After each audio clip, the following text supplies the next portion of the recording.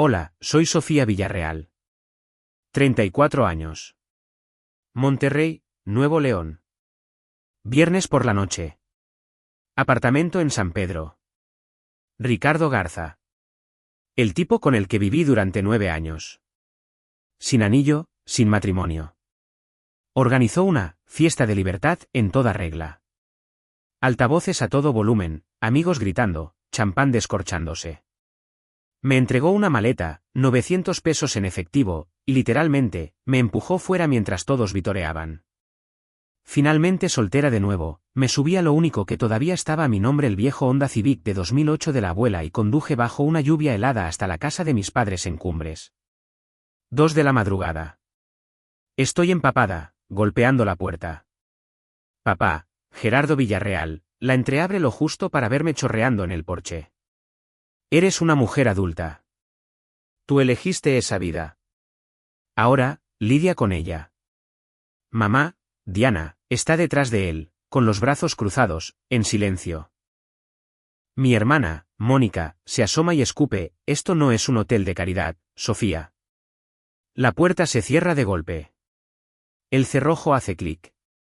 Me quedo allí en la nieve, con los dientes castañeteando, rebuscando en el bolsillo de mi abrigo cualquier cosa. Mis dedos tocan una tarjeta de débito plateada y rayada que la abuela, Leonor Nora Villarreal, me dio hace 16 años, con una pequeña nota dentro: solo cuando de verdad no tengas a nadie más. ¿Con cariño? Me reí entre lágrimas congeladas, pensando que tal vez quedaban 360 pesos para una habitación barata. A la mañana siguiente, deslicé esa tarjeta en un cajero automático en la sucursal de Banorte en la avenida Gonzalitos. El cajero miró la pantalla, se puso pálido como un fantasma y dijo: señorita Villarreal, por favor, entre en mi oficina ahora mismo. Entré. Giró el monitor hacia mí. Dejé de respirar. ¿Alguna vez te han dejado fuera las personas que se supone que deben amarte sin importar qué? Deja un comentario y cuéntamelo. Leo cada uno de ellos. La segunda parte sale mañana. No están listos para lo que esa tarjeta realmente contenía. El parabrisas era una sólida lámina de escarcha cuando me desperté, rígida y helada, en el asiento delantero del viejo Civic de la abuela, estacionado detrás del Walmart de la avenida Gonzalitos. Mi teléfono marcaba las 6:47 de la mañana y un 6% de batería. Tenía una raya de cobertura y una persona que aún podría contestar. Llamé a Mateo.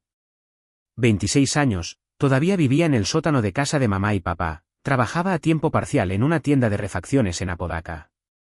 Contestó al tercer timbre, con la voz pastosa por el sueño. ¿Sophie? No son ni las 7. Me quedé sin gasolina y estoy fuera de casa. ¿Puedes venir a buscarme, por favor? Una larga pausa, luego un suspiro. Está bien. 20 minutos. Apareció en su destartalada Silverado, me echó un vistazo, temblando con la misma ropa de la noche anterior, y no hizo preguntas. Me subí, con la calefacción a tope, y señalé hacia la sucursal de Banorte en la avenida Leones, a unos 6 kilómetros de distancia. No le dije por qué íbamos al banco, solo necesitaba ver si la tarjeta de la abuela todavía funcionaba. Dentro, el vestíbulo olía a café quemado y cloro. Fui directa al mostrador y deslicé la tarjeta de débito plateada y rayada. El nombre en ella decía: Leonor N. Villarreal, acceso a fideicomiso.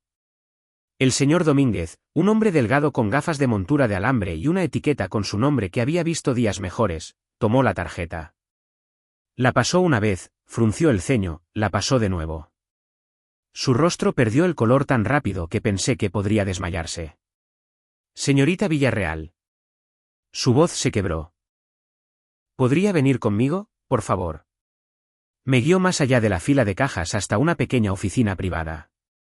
Mateo se quedó en la sala de espera, mirando su teléfono, con las botas estiradas como si tuviera todo el día. La puerta no se cerró completamente detrás de nosotros. El señor Domínguez bajó las persianas, se sentó y giró su monitor hacia mí.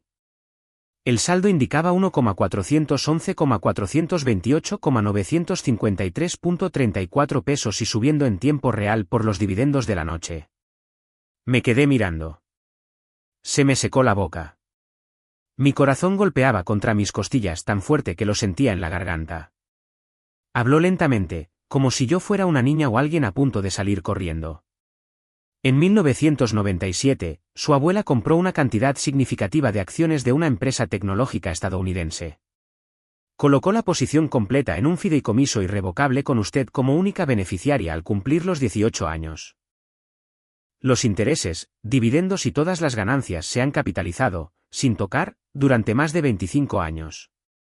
Esta tarjeta de débito está vinculada a una cuenta de liquidez alimentada directamente por el fideicomiso. Nunca se ha utilizado hasta hoy.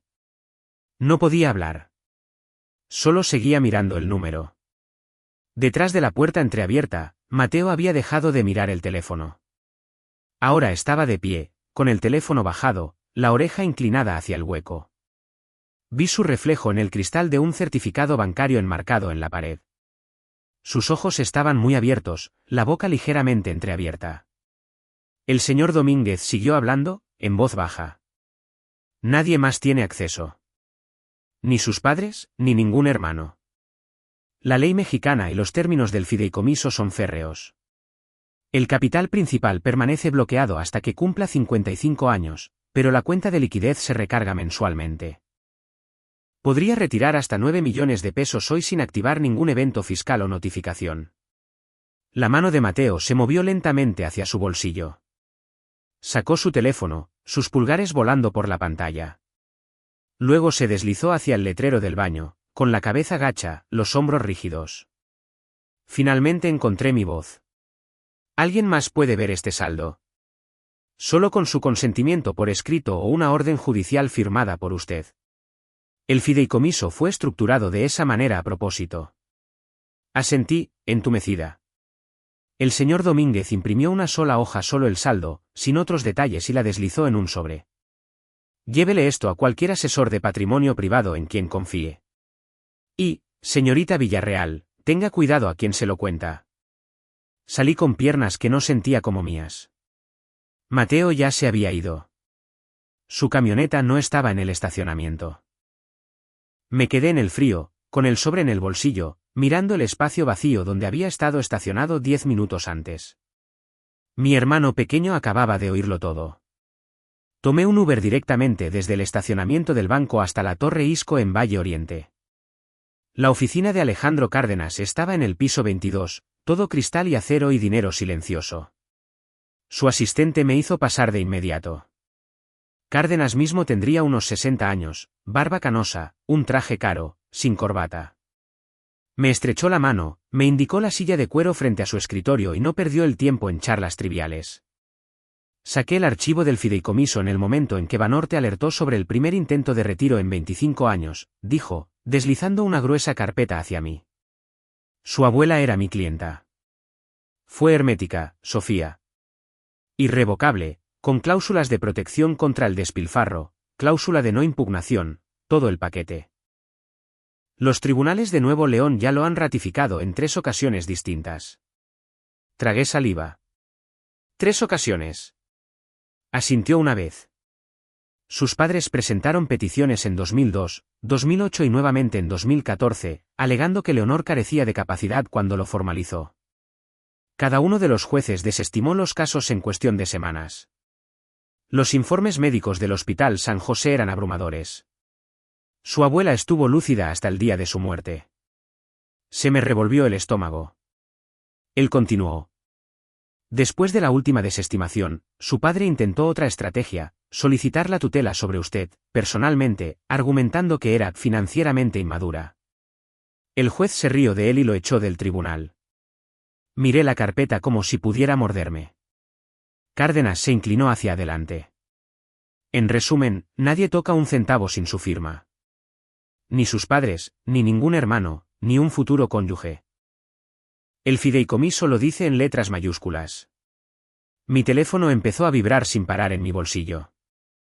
Lo saqué. 27 mensajes perdidos, todos de Mateo. Vuelve a casa ahora. Mamá y papá necesitan hablar contigo. Es importante. Por favor. ¿Dónde estás? Miré a Cárdenas. Él levantó una ceja. ¿Todo bien? Creo que mi familia acaba de enterarse. Exhaló por la nariz. Entonces probablemente debería decidir cuánto quiere que sepan. Salí de la oficina 20 minutos después, aferrando una delgada memoria USB que contenía cada recurso judicial jamás presentado contra el fideicomiso. El viaje en ascensor hacia abajo se sintió como una caída. Para cuando llegué a Cumbres, la luz del porche estaba encendida y la puerta principal estaba entreabierta, algo que nunca sucedía en nuestra casa. La empujé para abrirla más. Mamá se abalanzó sobre mí antes de que pudiera entrar, con los brazos alrededor de mi cuello, las lágrimas ya empapando mi hombro.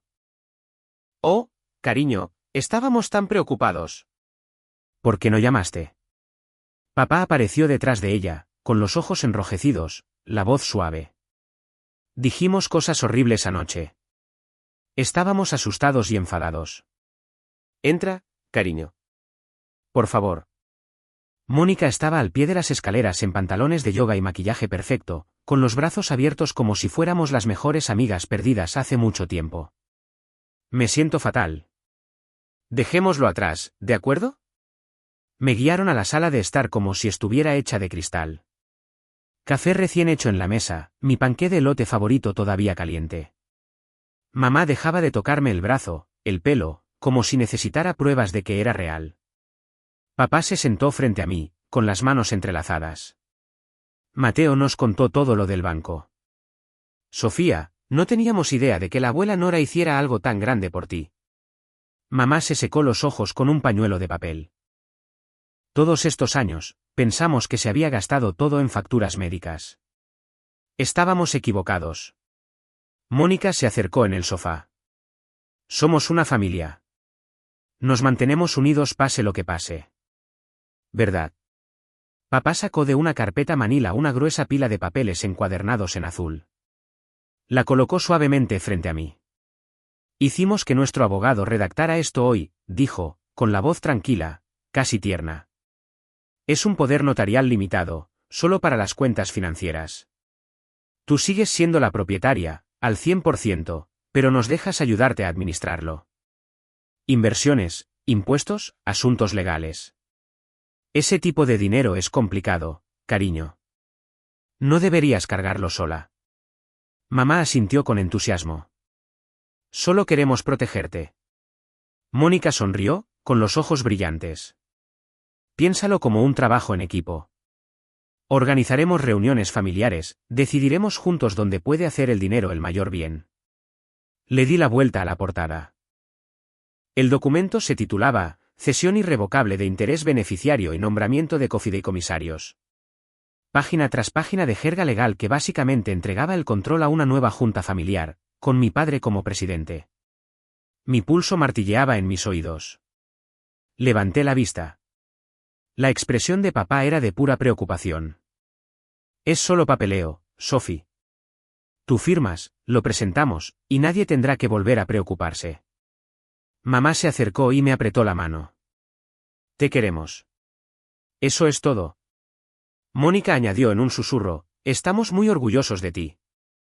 La habitación olía a café y pan de elote y a algo podrido por debajo. Cerré la carpeta. Todas las alarmas de mi cuerpo estaban gritando. Salí de la oficina de Cárdenas con la carpeta bajo el brazo y conduje directamente de vuelta a Cumbres. La puerta principal se abrió antes de que apagara el motor. Mamá me hizo señas para que entrara como si regresara de la guerra. Esa noche, comimos picadillo y puré de papas en la mesa del comedor que no habíamos usado desde la Navidad de 2003. Papá sirvió vino para todos excepto para Mateo, quien tomaba una Coca-Cola y miraba su plato. Mónica no paraba de rellenar mi copa y llamarme «hermana», cada 3 frases. A la mañana siguiente, mamá hizo hot cakes con forma de corazón. Papá me mostró hojas de cálculo en su portátil, con tinta roja por todas partes. Constructora Villarreal e Hijos, perdiendo dinero a chorros desde los cierres de 2020. Los préstamos pendientes en Scotiabank sumaban 86,4 millones de pesos. Solo los intereses se comían 540.000 al mes. A la hora del almuerzo, Mónica estaba llorando en el solarium, diciéndome que su hipoteca de la casa en San Pedro tenía 2 pagos de retraso. Su marido había amenazado con marcharse si la perdían. «Nos estamos ahogando, Sofía. La abuela querría que nos mantuviéramos unidos». Cada comida durante 3 días seguidos siguió el mismo guión. Se turnaban. Papá con las cifras del negocio. Mamá con los chantajes emocionales sobre la memoria de la abuela Nora. Mónica con las lágrimas y los abrazos. El documento encuadernado en azul permanecía en la mesa de centro como un objeto decorativo, con una pluma cuidadosamente colocada encima. En la tercera noche, después del postre, papá lo empujó hacia mí de nuevo. Solo firma, cariño. Nosotros nos encargaremos de todo. Nunca tendrás que preocuparte. Dejé el tenedor. No voy a firmar. El silencio cayó sobre la mesa como una puerta cerrada de golpe. La cara de papá se ensombreció primero. Las venas se marcaron en su frente. Después de todo lo que hemos hecho por ti. Las lágrimas de Mónica desaparecieron. ¿En serio vas a dejar que perdamos la empresa? ¿La casa? Eres una pequeña egoísta. Mamá interrumpió, con la voz estridente. Te criamos, te vestimos, y ahora vas a vernos morir de hambre en la calle. Papá golpeó la mesa con las palmas tan fuerte que las copas de vino saltaron. Bien. Nos veremos en los tribunales. Demostraremos que eres incompetente para manejar esa cantidad de dinero, o que la abuela no estaba en su sano juicio cuando te incluyó. De cualquier manera, el fideicomiso se congela hasta que un juez decida. Mónica se inclinó sobre la mesa, con los ojos entrecerrados. Los abogados cuestan dinero, Sofía. Quemarás millones antes de que esto termine. ¿Es eso lo que quieres? Mamá estaba sollozando ahora. Real o falso, no podía decirlo. ¿Cómo puedes hacerle esto a tu propia madre? Me levanté. La silla raspó ruidosamente contra la madera. He terminado aquí. Salí mientras todavía estaban gritando. Papá me siguió hasta el porche, gritando que la sangre es más espesa que el dinero, que me arrepentiría de esto cuando estuvieran sin hogar. Mónica gritó desde la puerta que para ella estaba muerta. Me metí en el Civic y cerré las puertas con seguro. Mi teléfono no paró de vibrar durante todo el trayecto hasta el hotel de estancia prolongada sobre la avenida Lázaro Cárdenas. Para cuando me registré, Mónica había publicado en el grupo de Facebook de la familia, 312 miembros, primos segundos, antiguos vecinos, todo el mundo. Los mensajes llegaron como una inundación. Tía Laura de Saltillo, he oído que recibiste dinero y no ayudas a tus padres. ¡Qué vergüenza! Primo Diego, desagradecida ni siquiera lo describe. Alguien con quien no había hablado desde la prepa, el karma está llegando, chica. Números desconocidos comenzaron a enviar capturas de pantalla de la publicación de Facebook con emojis de risa y las palabras, pinche rica, una y otra vez. Puse el teléfono boca abajo y me quedé mirando el techo del hotel.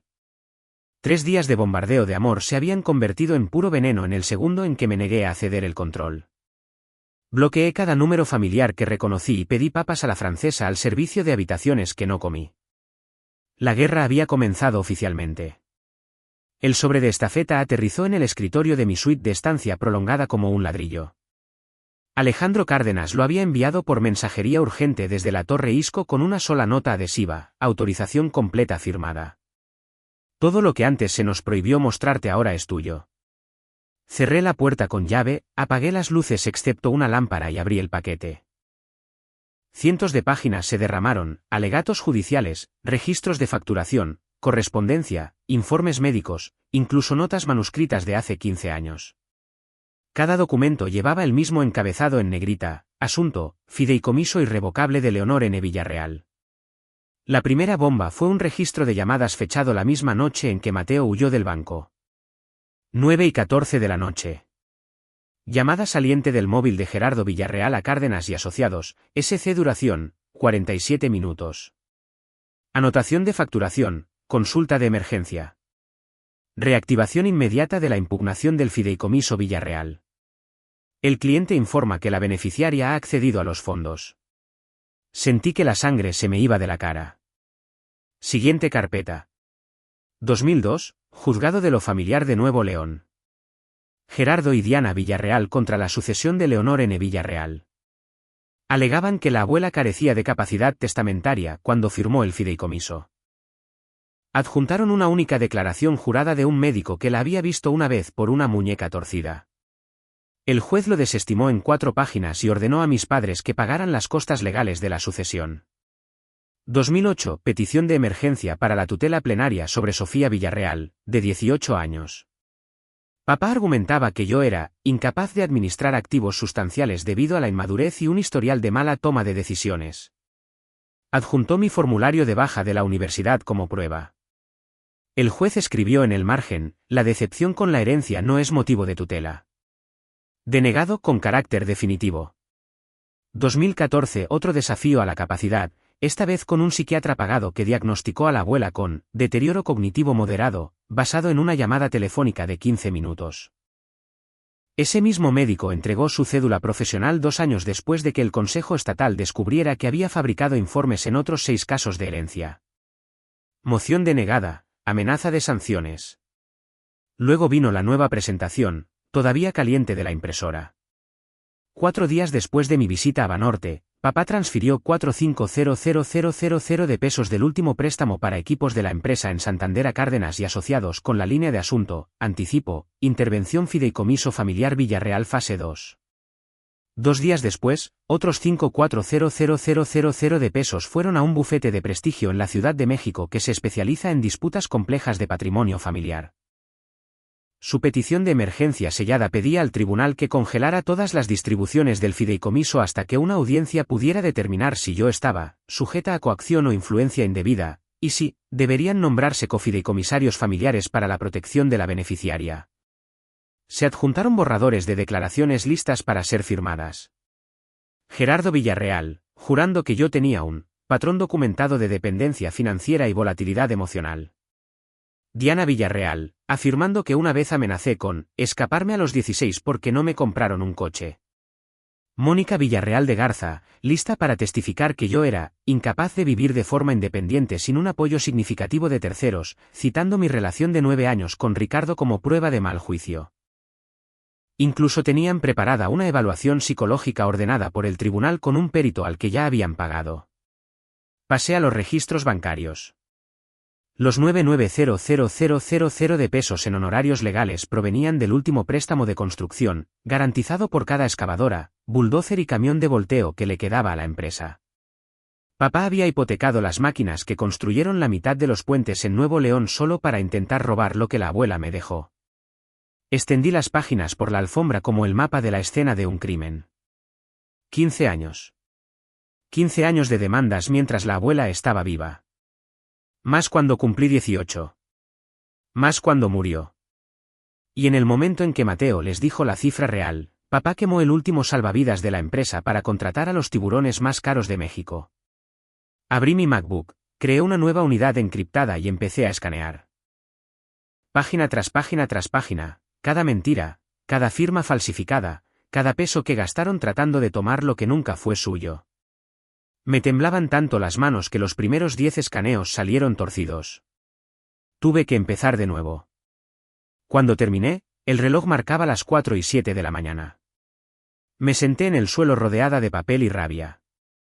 Nunca me vieron como una hija, una hermana, una nieta. Me vieron como una caja fuerte que aún no habían logrado abrir. Cerré el portátil. El próximo paquete que enviara no iría a un bufete de abogados. Iría a gente que usa chalecos con letras amarillas en la espalda. Y sería anónimo.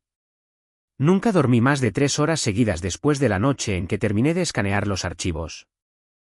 Cada escaneo, cada factura resaltada, cada transferencia bancaria vivía detrás de mis ojos cuando los cerraba. Construí el paquete de denuncia como un técnico de bombas construye algo que tiene que estallar exactamente una vez y nunca ser rastreado. Contraté a un contador de la Ciudad de México bajo una sociedad anónima registrada en otro estado. Le pagué con cheques de caja enviados desde 3 ciudades diferentes.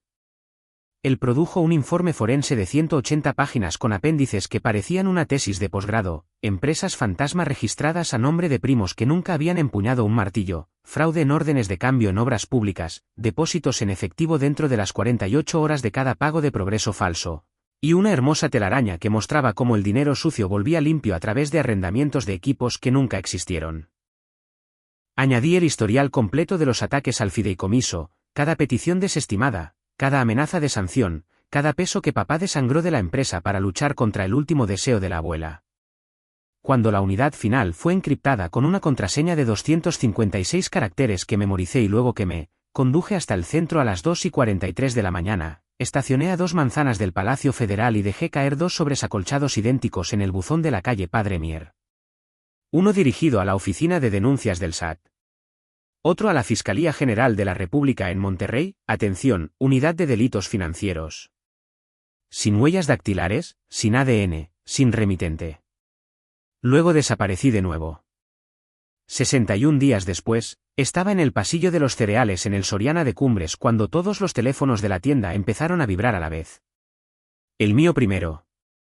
Alerta de última hora de Telediario. La abrí y casi se me cae la cesta. Imágenes en directo desde un helicóptero.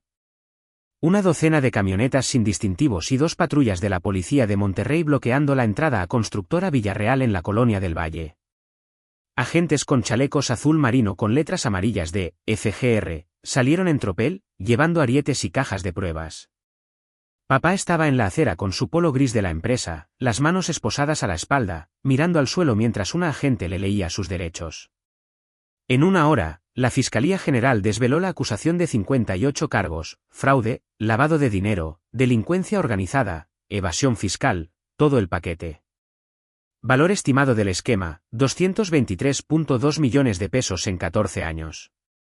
Todas las cuentas corporativas fueron congeladas antes del mediodía. Las notificaciones de decomiso civil llegaron al registro público a las 12:07 de la tarde. Se impusieron gravámenes sobre la casa, la quinta en Santiago, los barcos, el tiempo compartido en Cancún. Incluso sobre la camioneta de mamá. Esa misma tarde, 2 agentes federales ministeriales pegaron un aviso de embargo en la puerta principal de la casa de Cumbres mientras mamá observaba desde la ventana en bata. El marido de Mónica, Rodrigo, solicitó el divorcio el lunes siguiente por la mañana a las 8:02. Sé la hora exacta porque la solicitud se hizo pública en el registro civil. Pidió la custodia exclusiva temporal de emergencia, la posesión exclusiva de la casa de San Pedro y una orden de restricción que mantuviera a Mónica a 150 metros de distancia hasta una nueva audiencia. Motivos: exposición inminente a un proceso penal federal e insolvencia total. Le notificaron 3 horas después en un motel de paso junto a la carretera nacional mientras los niños estaban en la escuela. Mateo envió un único mensaje de texto, con fecha de las 2:14 de la madrugada de la noche del cateo. Tú hiciste esto. Nos mataste a todos. Lo leí 17 veces, con el pulgar sobre la opción de responder, luego borré la conversación y bloqueé el número. La historia dominó las noticias locales durante semanas. Telediario emitió imágenes de dron de agentes cargando excavadoras y retroexcavadoras en camiones de plataforma. El periódico El Norte puso la foto policial de papá en primera plana, de los rascacielos regios a la acusación federal. Los vecinos que antes pedían prestadas herramientas ahora cruzaban la calle cuando mamá paseaba al perro. El club de campo envió una carta certificada rescindiendo su membresía por conducta perjudicial para la reputación del club. Club de jardinería, club de lectura, damas voluntarias, todos los grupos a los que mamá había pertenecido desde 1988 la eliminaron silenciosamente de sus listas. Papá pagó la fianza de 36 millones de pesos usando la última parcela sin desarrollar que la empresa poseía cerca de la carretera a Laredo. El juez permitió el arresto domiciliario con un brazalete electrónico con GPS, pero la casa ya estaba programada para la venta judicial en 90 días. Mónica se mudó a un estudio encima de una cantina en Santa Catarina. Durante una semana, publicó TikToks llorosos culpando a una hermana celosa y al dinero maldito. Luego borró toda su presencia en línea cuando extraños comenzaron a aparecer fuera del bar gritando «fraude». Mateo tiró sus herramientas en la caja de su Silverado y condujo hacia el sur al amanecer. Un amigo en común de la prepa me dijo que estaba durmiendo en un colchón de aire en la casa de un colega en Guadalajara, haciendo turnos de noche en un almacén de Mercado Libre cerca del aeropuerto. La familia que una vez llenó una casa de 6 recámaras ahora ocupaba rincones separados de Nuevo León como refugiados. Yo observaba desde la ventana del segundo piso de una casa restaurada en el barrio antiguo que compré a través de un fideicomiso ciego. Pagué todo en efectivo, usé un teléfono de prepago registrado a nombre de la sociedad anónima y nunca estacioné en el mismo lugar 2 veces. No lloré. No celebré. Solo sentí el silencio instalarse, pesado y final. Habían pasado toda mi vida tratando de tomar lo que la abuela protegió con su último aliento. Ahora el gobierno se llevaba todo lo que les quedaba. Y yo era, por fin, verdaderamente libre. La audiencia de sentencia tuvo lugar en el Juzgado Octavo de Distrito del Palacio de Justicia Federal en el centro, en una mañana gris de febrero. Me senté en la última fila, con el pelo teñido de oscuro, usando gafas que no necesitaba, con el cuello del abrigo subido. Nadie me reconoció. Papá entró con un traje azul marino que ahora le quedaba holgado, con las manos esposadas al frente, flanqueado por 2 custodios. Había perdido 15 kilos desde la redada. Cuando el juez le preguntó si deseaba hablar, solo negó con la cabeza. El fiscal recitó el recuento final: 223.2 millones de pesos lavados, 73.8 millones en evasión fiscal, 58 cargos. El juez miró por encima de sus gafas y dictó la sentencia: 96 meses en una prisión federal a cumplir en el Cefereso de Durango, seguidos de 3 años de libertad condicional, una restitución de 176.4 millones de pesos y el decomiso de todos los activos restantes. El martillo cayó. Papá nunca miró hacia atrás a la galería. Los papeles de liquidación concursal para Constructora Villarreal e Hijos se presentaron la misma semana. El síndico de la quiebra subastó todo: las últimas 3 excavadoras, los muebles de oficina, incluso las fotos enmarcadas de puentes que papá solía colgar en el vestíbulo. La casa de Cumbres se vendió en una subasta judicial por una miseria a un inversor que la revendió 6 meses después. Mamá y Mónica terminaron en un departamento de una recámara en unos condominios cerca de la carretera a Reynosa en Escobedo, 20 minutos al este de la ciudad. El complejo estaba detrás de un Oxxo y una bodega Aurrera Express, con ventanas que daban a la autopista. Mamá se quedó con el dormitorio. Mónica dormía en un sofá-cama que olía a cigarrillos viejos. Durante meses, Mónica alternó entre números de teléfono desechables. Primero llegaron los mensajes de súplica.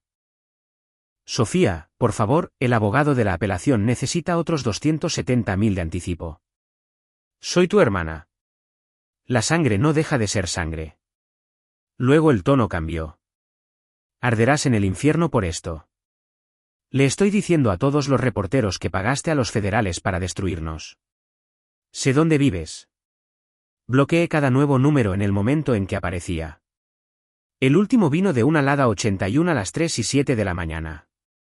Una única nota de voz de ella llorando, llamándome todos los nombres que se le ocurrieron antes de que el mensaje se cortara a los 60 segundos. Mateo se mudó permanentemente a Guadalajara.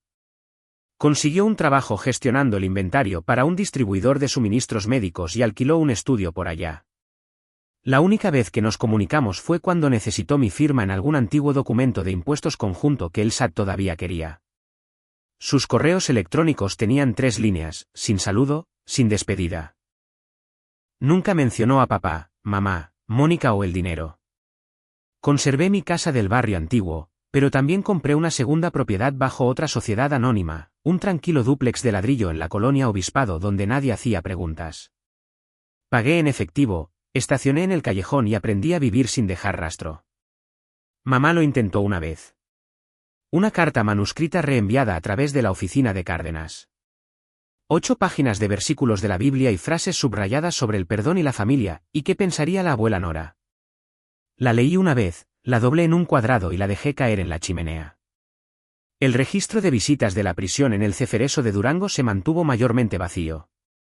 Papá recibió correo de algunos antiguos proveedores y de un amigo de la prepa que todavía creía que le habían tendido una trampa. Mamá lo visitaba 2 veces al mes, conduciendo las 2 horas y media de ida y vuelta en un Corolla de 2009 que compró en un sitio de anuncios clasificados. Mónica nunca fue. Le dijo a Milenio Monterrey en una cita anónima que algunas hijas destruyen a sus padres por deporte.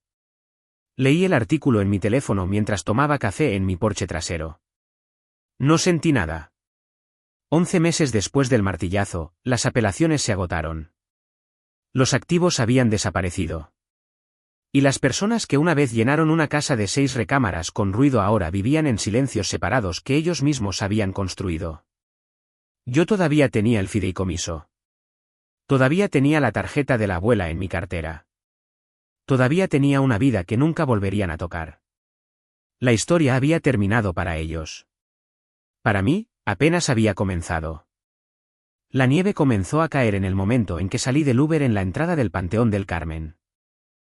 El mismo tipo de copos húmedos y pesados que me habían empapado la noche en que cerraron la puerta. 18 meses exactos. Caminé sola por el sendero familiar, con mis botas crujiendo sobre la capa fresca hasta que llegué a la sencilla lápida de granito, Leonor Nora Villarreal, 1938 a 2018. Amada abuela. Me arrodillé, quité la nieve de la base y dejé un pequeño ramo de rosas blancas. El viento me mordía las mejillas, pero ya no sentía frío. La abuela lo había visto venir todo. Había visto a su propio hijo intentar desangrarla mientras aún respiraba. Lo había visto enseñar a sus hijos que el amor venía con una etiqueta de precio. Y en lugar de darles otra oportunidad de robar, construyó un muro de abogados, jueces y papel blindado que solo yo podía atravesar. Porque sabía que yo era la única que nunca pidió un centavo. Me levanté y miré por encima de las colinas de lápidas hacia el cerro de la Silla en la distancia. En el último año y medio, había formado discretamente Inmobiliaria Villarreal y Socios, a través de una serie de fideicomisos ciegos y colocaciones privadas. La compañía compró 3 viejos edificios de apartamentos de ladrillo en la colonia Independencia, los renovó con mano de obra local y ahora alquila unidades limpias y seguras de 2 y 3 recámaras a madres solteras a un 30% por debajo del precio de mercado. 78 familias viven allí porque las acciones de la abuela siguieron creciendo mientras nadie miraba. El Fondo de Becas Leonor N. Villarreal, administrado a través de la Fundación de Nuevo León, ya había enviado a 42 chicos de familias trabajadoras al TEC de Monterrey, la UDEM y al CONALEP. Beca completa, sin préstamos. Cada beneficiario recibió una carta escrita a mano en el mismo papel que solía usar la abuela: la educación es lo único que nadie puede embargar. Todavía vivía con sencillez. Un departamento de 2 recámaras en la colonia Obispado con suelos de madera y un pequeño balcón que da a la avenida Madero. Una perrita mestiza rescatada llamada Canela. Plantas en todos los alféizares. Cocinaba la cena la mayoría de las noches, leía libros de verdad y dormía sin pesadillas por primera vez en años. Ya no tenía un padre cumpliendo 8 años de calendario en Durango. Ya no tenía una madre compartiendo un departamento de una recámara en Escobedo. Ya no tenía una hermana que cambiaba de números desechables como de ropa interior. Mantenía el correo electrónico de Mateo en mis contactos porque la abuela lo quiso una vez, y porque algunos recuerdos de la infancia vale la pena conservarlos incluso cuando las personas en ellos se han ido. Habíamos intercambiado exactamente 27 mensajes relacionados con el trabajo en 18 meses. Ni una sola palabra personal. Estaba bien. La libertad no es ruidosa. La libertad es despertarse un sábado y darte cuenta de que nadie en la tierra espera que justifiques cómo gastas tu dinero, tu tiempo o tu corazón. La libertad es regalar millones, no porque alguien te haya hecho sentir culpable, sino porque finalmente puedes. La libertad es estar de pie en la nieve junto a la tumba de tu abuela y saber sin una pizca de duda que honraste a la única persona que alguna vez te eligió sin condiciones. Quité los últimos copos de la lápida y le hablé de la manera en que siempre lo hago cuando nadie escucha. Cumplí la promesa, abuela. Lo mantuve a salvo. Y luego se lo di a personas que realmente lo necesitan, tal como me enseñaste. El viento llevó mis palabras a través de las hileras vacías de tumbas. Me di la vuelta y bajé la colina. Detrás de mí, la nieve seguía cayendo, cubriendo cada huella que dejaba. Delante de mí, las luces de la ciudad parpadeaban, una por una. A todos los que están viendo esta historia, esto es lo que aprendí por las malas: la familia no es un contrato de sangre que da derecho a nadie a poseerte. El amor no es una deuda que debes para siempre porque alguien te alimentó y vistió de niño. Y el dinero de verdad, solo revela quiénes eran ya las personas. Si las personas que se supone que deben amarte incondicionalmente te cierran la puerta cuando no tienes nada, créeles a la primera. Corta los lazos. Aléjate. Construye la vida que dijeron que no merecías. Porque la mayor venganza no es la destrucción. Es la supervivencia. Es la bondad en tus propios términos. Es convertirte en el lugar seguro que nunca tuviste para alguien más. La abuela Nora lo sabía. Ahora yo también lo sé. Y nunca he sido más feliz.